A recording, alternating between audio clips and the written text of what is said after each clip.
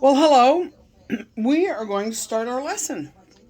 I'm going to turn off my TV. And we're going to start a lesson today, which is about adultery. Now, I do not think Gracie is tempted right now with adultery. But this has such a deeper level than just adultery. So stay with me. um, So here's Jesus' teaching. First of all, let's define adultery, shall we? We all know what it is, but I think there are some vague lines that have been imposed on adultery that's not true. When a man or a woman gets divorced and then they remarry, that is not committing adultery. I think there's an old-time school interpretation that, they've committed adultery. Number one, you can get forgiveness of any sin, and if you remarry, that is not necessarily a commitment of adultery. Oh, they're living. Remember my dad used to say, they're living in adultery. They've been divorced and remarried. That just means they're divorced and remarried. And God didn't want us to get divorced, but He gave a bill of divorcement to Abraham. So, or maybe it was Moses. I'm getting confused there. But He did allow it because sometimes it's necessary. But adultery defined as the voluntary sexual activity between a married person and someone other than his or her spouse. So, it means while they're married, they engage in a sexual activity with someone else other than their spouse. That is adultery. So, verse 27. All of them that were listening knew that Jesus knew the law, and He knew this law. Okay? So, let's talk about it. Adultery, not just the act of adultery, but if a desire is conceived and lust takes over, any type, this is such a deeper meaning than just the act of adultery. Here I think Jesus is talking about a desire of any type that is inappropriate, and then lust takes over. And that can be, thou shalt not kill, thou shalt not commit adultery, thou shalt not covet anything of your neighbor. We could go on and on. It doesn't just have to be adultery.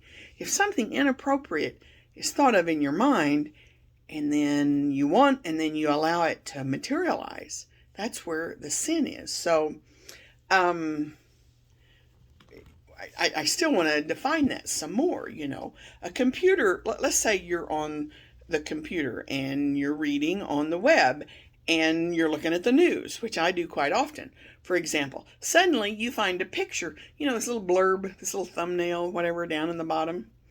And it's alluring. There's no sin yet.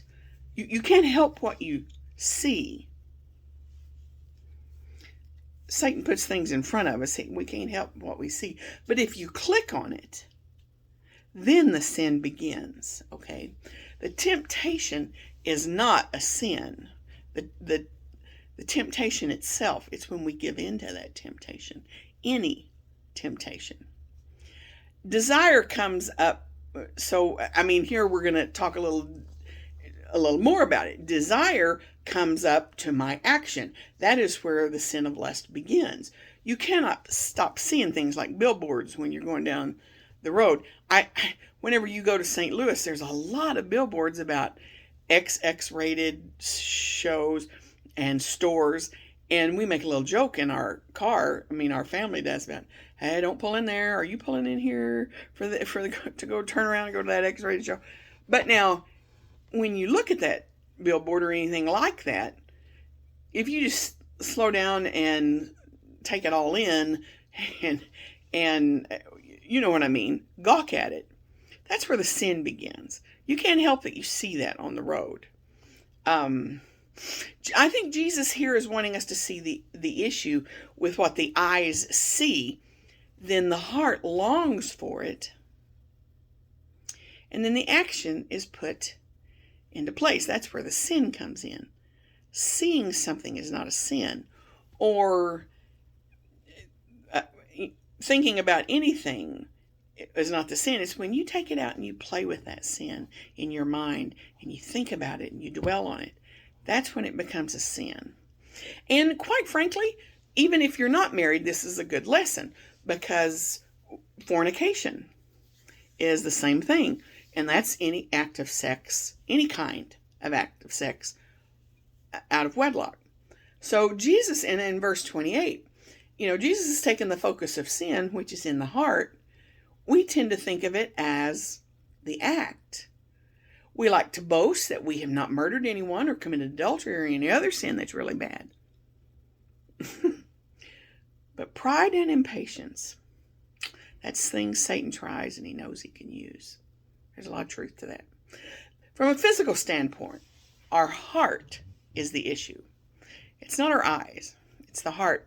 Let's go read James 1, 14 and 15.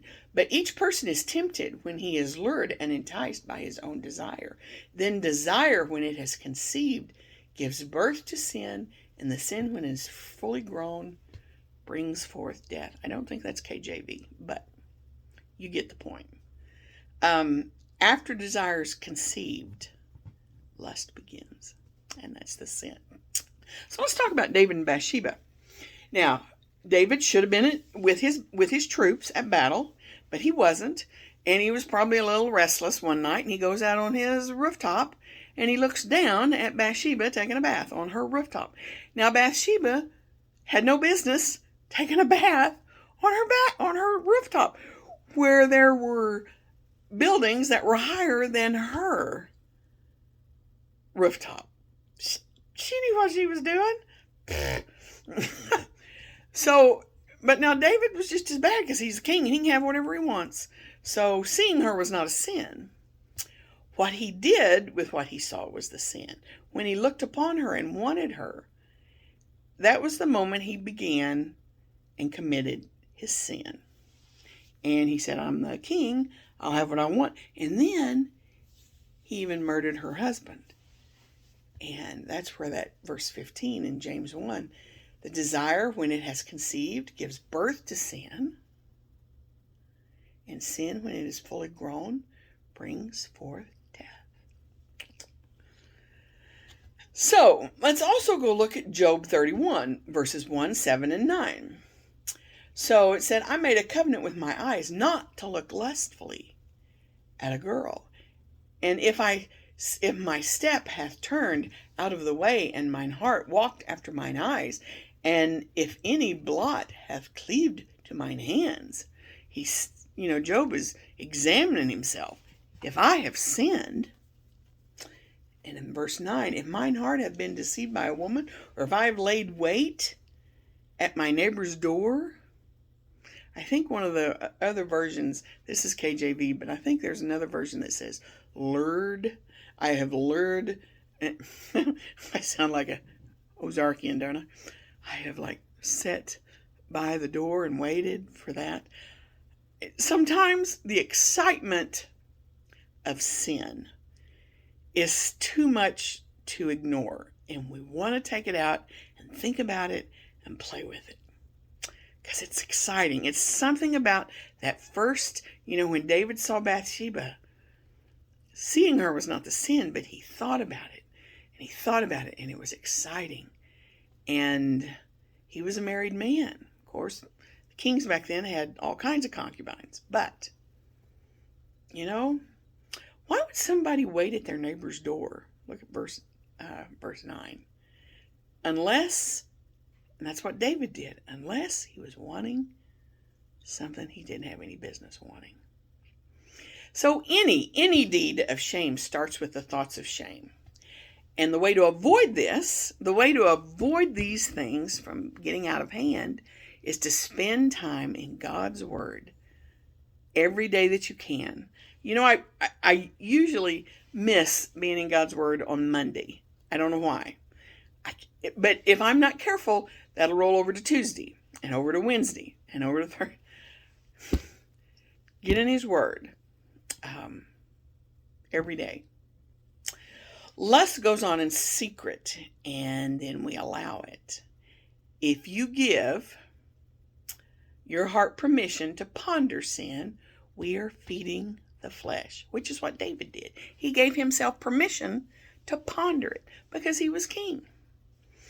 And then I want you to look at verses 29 and 30. The right in those days meant strength and the best. So cutting off, or putting out your right eye, or cutting off your right arm or your right foot would have meant you would have been cutting off the best, the best that you had, the strongest that you had. I don't think Jesus here is advocating self-mutilation. That's not the point. It's like parable-ish kind of thing. Sin begins in the heart. You don't want to lose either your arm or your eyes. That's silly. But Jesus is saying if something causes you to fall into sin, get rid of it. Stop looking at it. Live as though you do not have an eye to see what causes you to lust.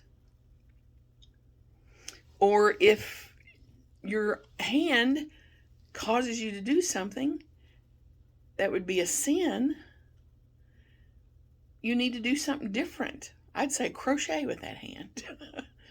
Or, and I've often thought if David had went inside and told his wife, hey, let's cook a meal together. Let's do something together. Let's go on vacation together. Let's go fishing together.